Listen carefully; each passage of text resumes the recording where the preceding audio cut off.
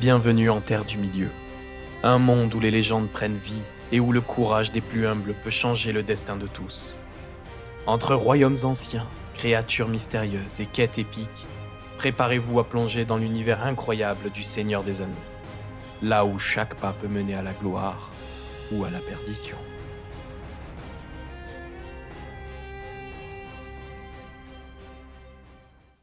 Pour remporter la partie dans Seigneur des Anneaux Duel pour la Terre du Milieu, vous devez accomplir l'une des trois conditions suivantes. Soit accomplir la quête de l'anneau, soit rassembler le soutien des 6 peuples différents, soit conquérir la Terre du Milieu. De quoi est composée la boîte de jeu? Vous allez trouver dans un premier temps les cartes chapitres, ensuite les tuiles haut lieu, le plateau central, la piste de quête de l'anneau, les pièces, les jetons alliance, les unités et forteresses de la communauté et de Sauron, une aide de jeu et le livret de règles.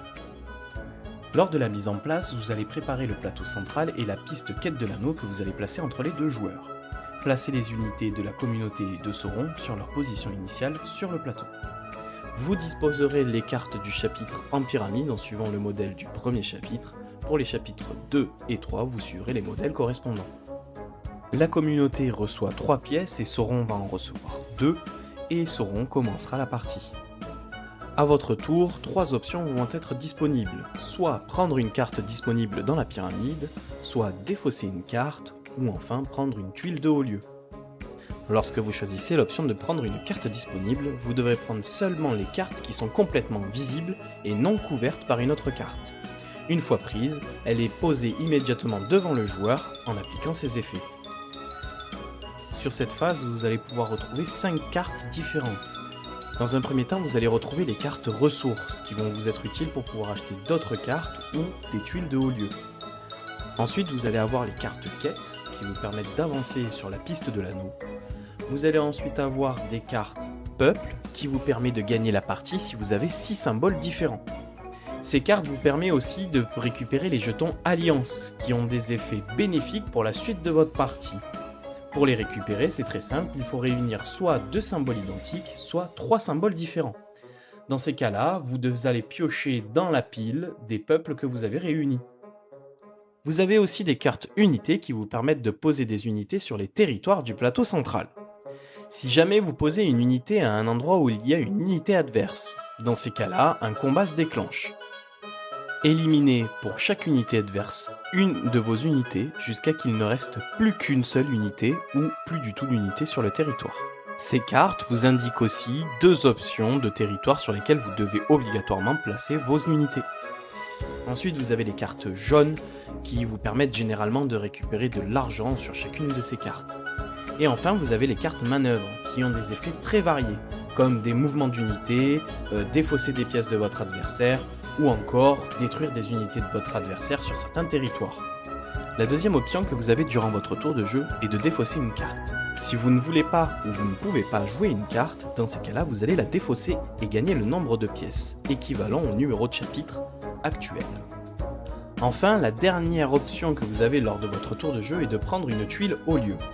Lorsque vous avez assez de ressources pour pouvoir acheter cette tuile, vous allez prendre une carte de tuile haut lieu et la placer devant vous.